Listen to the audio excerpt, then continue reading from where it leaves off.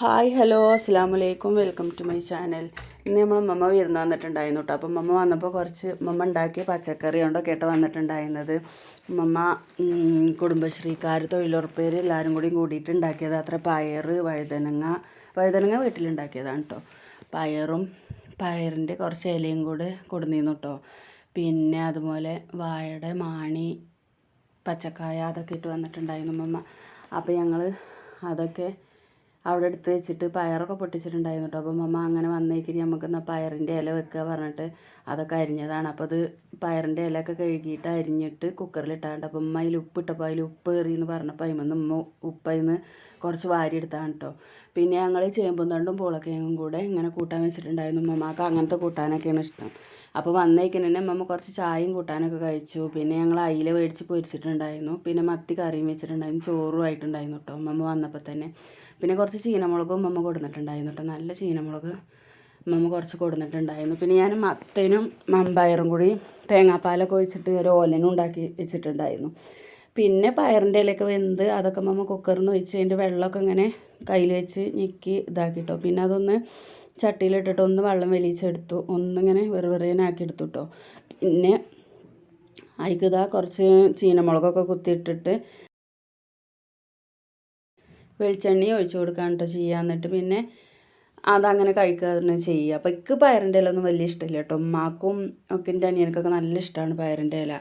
അപ്പോൾ ഇമ്മയൊക്കെ പിന്നെ അതായിട്ടാണ് നമുക്കിന്ന് അതായിട്ട് ചോറുന്ന് പറഞ്ഞപ്പോൾ അതിന് 1:30 ആയിട്ടുണ്ടായിരുന്നു. അമ്മമ്മയ്ക്ക് നല്ല എരിവിന് ആവശ്യമുള്ള ചീനമുളകും കുത്തിയിട്ടിട്ടുണ്ടായിരുന്നു.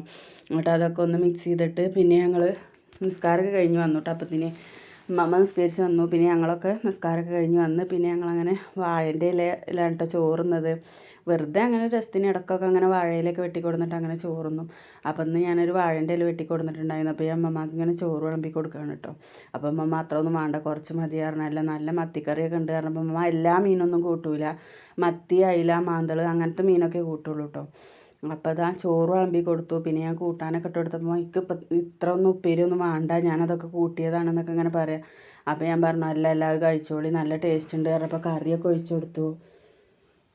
അപ്പോൾ മത്തി നല്ല ടേസ്റ്റ് ഉണ്ടായിരുന്നു കേട്ടോ. നല്ല ടേസ്റ്റുള്ള മത്തിയായിരുന്നു, നല്ല നാടൻ മത്തിയായിരുന്നു. അപ്പോൾ അതങ്ങനെ കറി വെച്ചതായിരുന്നു. ഉമ്മമാക്ക് തേങ്ങ അരച്ച കറി, അങ്ങനെ ഉള്ളി വഴറ്റിയിട്ടുള്ള കറിയൊന്നും ഉമ്മമാക്ക് പറ്റൂല. ഇങ്ങനെ വെറൊരു മുളക് വെള്ളം വെക്കണതാണ് ഇഷ്ടം കേട്ടോ.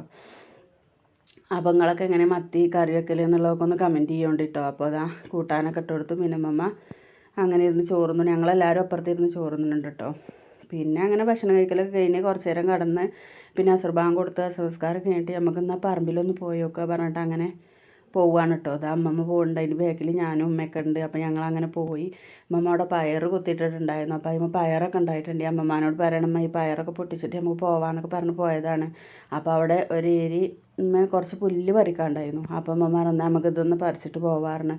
അങ്ങനെ ഞാനും മമ്മിയും കൂടിയും കുറച്ച് നേരം നിന്ന് പുല്ലൊക്കെ പറിച്ച് പിന്നെ അങ്ങനെ അമ്മമ്മ പയറൊക്കെ പൊട്ടിച്ചെടുത്തിട്ടോ. അപ്പോൾ ഞാൻ പൊട്ടിക്കാൻ വന്നപ്പോൾ അമ്മമ്മ പറഞ്ഞു അത് ഇനി മൂത്തതും മൂക്കാത്തതൊക്കെ ഉണ്ടാവും, ഇജ്ജ് പൊട്ടിക്കണ്ടാറുണ്ട്. അപ്പം അമ്മമ്മ എന്നെ അങ്ങനെ പൊട്ടിച്ച് കുറച്ച് പയറൊക്കെ കിട്ടിയിട്ടോ. ഒരു 1/2 കിലോ പയറൊക്കെ കിട്ടിയിട്ടുണ്ടായിരുന്നു. അപ്പോൾ അതൊക്കെ വെട്ടി ഞങ്ങൾ പിന്നെ അവിടെ മുരിങ്ങാ കൊമ്പൊക്കെ ഉണ്ടായിരുന്നു വെട്ടാൻ. അതൊക്കെ വെട്ടി കുറച്ച് മുരിങ്ങൻ്റെ ഇലയൊക്കെ എടുത്തിട്ട് ഞങ്ങളങ്ങനെ പോന്നു. അപ്പോൾ ഇത്രയൊക്കെ തന്നെ ഉള്ളൂ വീഡിയോ. അപ്പോൾ വീഡിയോ ഇഷ്ടമായാൽ ലൈക്ക് ചെയ്യാനും ഷെയർ ചെയ്യാനും കമൻറ്റ് ചെയ്യാനും സബ്സ്ക്രൈബ് ചെയ്യാനൊന്നും മറക്കരുത്.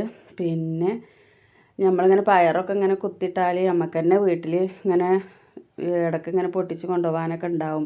അപ്പോൾ സബ്സ്ക്രൈബ് ചെയ്യാത്ത കൂട്ടുകാരുണ്ടെങ്കിൽ ഒന്ന് സബ്സ്ക്രൈബ് ചെയ്ത് സപ്പോർട്ട് ചെയ്യണം കേട്ടോ. അപ്പോൾ എല്ലാവർക്കും താങ്ക് യു.